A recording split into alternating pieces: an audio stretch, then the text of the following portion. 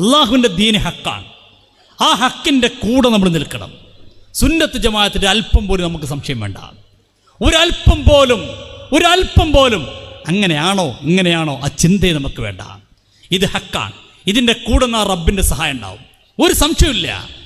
ഏത് പ്രതിസന്ധി ഘട്ടത്തിലും പ്രയാസഘട്ടത്തിലും സുന്നത്ത് ജമാഅത്തിൻ്റെ കൂടെ നിന്നാൽ റബ്ബിൻ്റെ സഹായം ഉണ്ടാകും. ഇന്നലെ ബഹുമാനരായ ജിഫ്രി തങ്ങളും MT സാബ് ഞങ്ങളെ വിളിച്ചിരുത്തി പറഞ്ഞതാണ്, നിങ്ങൾ പല പ്രയാസങ്ങളൊക്കെ നേരിട്ടേക്കാം.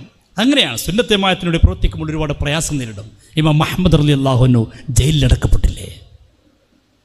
അഹ്മദ് റളിയല്ലാഹു ജയിലിൽ കടത്തിയില്ലേ? ക്രൂരമായി പീഡിപ്പിക്കപ്പെട്ടില്ലേ?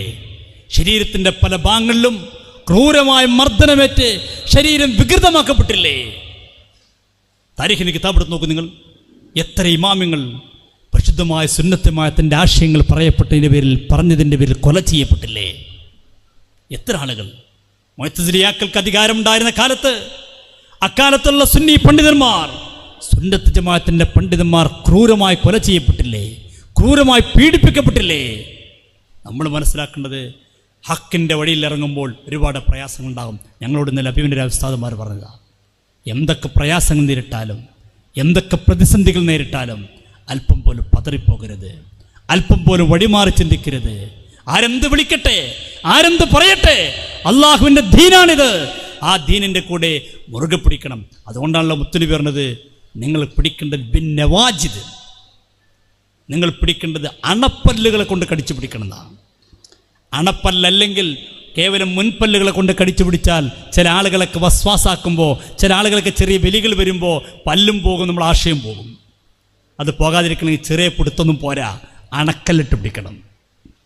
അങ്ങനെ പിടിക്കുമ്പോഴാണ് അവസാന കാലഘട്ടത്തിൽ പ്രയാസങ്ങൾ നേരിടുമ്പോൾ മുത്തുനബി പറഞ്ഞില്ലേ, തീക്കട്ട കയ്യിലിട്ട് പിടിക്കുന്ന പോലെ ആയിരിക്കും.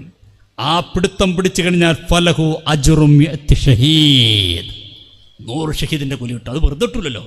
കുറച്ചൊക്കെ പ്രയാസങ്ങൾ അനുഭവിക്കേണ്ടി വരും, കുറച്ചൊക്കെ വിഷമങ്ങൾ അനുഭവിക്കേണ്ടി വരും, കുറച്ചൊക്കെ പ്രയാസങ്ങളും ബുദ്ധിമുട്ടുകളും നേരിടേണ്ടി വരും. എന്ത് നേരിട്ടാലും നമുക്കുറപ്പാണ് ഇത് പരിശുദ്ധമായ സമസ്ത കേരള ജമിയത്തുൽ ഹഖ, അത് സുന്നത്ത് ജമാഅത്തിന്റെ നേർരൂപമാണ്. ആരെന്ത് പറഞ്ഞാലും ഈ പ്രസ്ഥാനത്തെ തളച്ചിടാനോ ഈ പ്രസ്ഥാനത്തെ നശിപ്പിക്കാനോ ഒരു ശക്തിക്കും സാധ്യമല്ല എന്നുള്ള കാര്യം ഉറപ്പാണ്, ഒരു സംശയമില്ല. നമ്മളതിൻ്റെ കൂടെ നിൽക്കുക, പാറ പോലെ ഉറച്ചു നിൽക്കുക. ഏത് പ്രതിസന്ധി ഘട്ടത്തിലും അവിടെ നിന്നാൽ റബ്ബിൻ്റെ സഹായം നമുക്കുണ്ടാകും, ഒരു സംശയമില്ല. റബ്ബ് നമ്മളെ സഹായിക്കും, പടച്ചോ നമ്മളെ കൂടെ ഉണ്ടാകും. അള്ളാഹു നമുക്ക് തൗഫീഖ് നൽകി അനുഗ്രഹിക്കട്ടെ.